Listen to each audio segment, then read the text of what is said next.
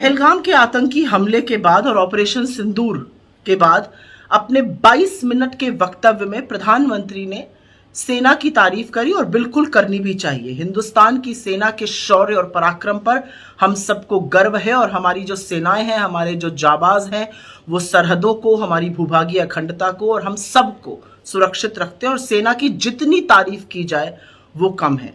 लेकिन कुछ ऐसे सवाल हैं जिसका प्रधानमंत्री ने जवाब नहीं दिया।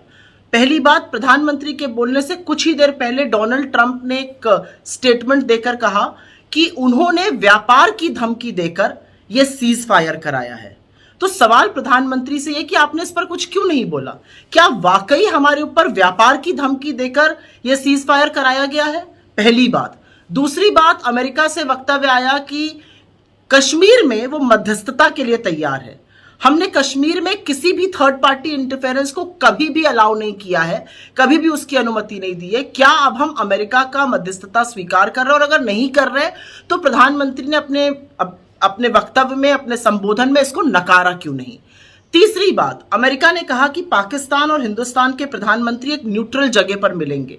क्या यह सच है कि पाकिस्तान के प्रधानमंत्री के साथ नरेंद्र मोदी जी मिलने वाले हैं किसी तटस्थ, किसी न्यूट्रल जगह पर? और क्या हम पाकिस्तान के साथ अपने डिप्लोमेटिक चैनल्स शुरू करने जा रहे हैं? अमेरिका बार बार कह रहा है कि सीज फायर उसने कराया। इसकी असलियत क्या है? क्या हमने अमेरिका के दबाव में, व्यापार के चलते सीज फायर किया? तो फिर तो क्या ट्रेड ने टेरर को ट्रायम्फ कर दिया? यह बहुत बड़ा एक सवाल है। एक और बहुत बड़ी बात हुआ, प्रधानमंत्री ने कहा और सही कहा कि हमारी सेना बिल्कुल आक्रामक कार्रवाई कर रही थी और पाकिस्तान बौखला गया था। ऐसे में हमने सीज फायर क्यों कर दिया? अगर पाकिस्तान बौखलाया था, जो कि दिख रहा था कि वो बौखलाया हुआ है, उसके एयरबेस हम तबाह कर रहे थे, हमारी सेना अपने शौर्य से उसके नाकों चने चबवा रही थी, हमने क्यों सीज फायर ऐसे वक्त पर किया? एक और सवाल कि हमारी सेना ने बहुत सारे आतंकी कैंपों को ढेर कर दिया, 100 के करीब आतंकियों को मार गिराया, लेकिन उन दुर्दांत आतंकवादियों के खिलाफ हम कब कार्रवाई करेंगे जिन्होंने पहलगाम में निर्दोषों की निर्मम हत्या की? और परिवारों को, शहीद परिवारों को तभी न्याय मिलेगा जब उन दुर्दांत आतंकवादियों को ऐसा सबक सिखाया जाएगा कि नजीर बन सके। एक और बात जिसका जवाब प्रधानमंत्री से मिलना चाहिए था कि जब पूरा देश और समूचा विपक्ष आपके साथ खड़ा था, आपने पीओके पर कुछ क्यों नहीं किया?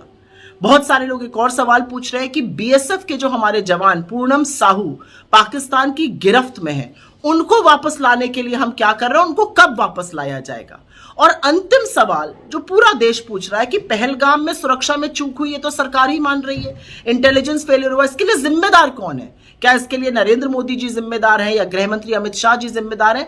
इन सब सवालों का जवाब इसलिए मिलना जरूरी है क्योंकि अमेरिका के जो स्टेटमेंट्स आ रहे हैं कि उन्होंने सीज फायर कराया, ट्रेड की धमकी देके कराया, व्यापार की धमकी देके कराया, ये हमारी संप्रभुता पर, हमारी सॉवरेनिटी पर एक बहुत बड़ा सवाल खड़ा कर रही है कि क्या हम दूसरों के प्रभाव में आकर सीज फायर कर रहे हैं? और इसका जवाब सिर्फ और सिर्फ इस देश के प्रधानमंत्री ही दे सकते हैं।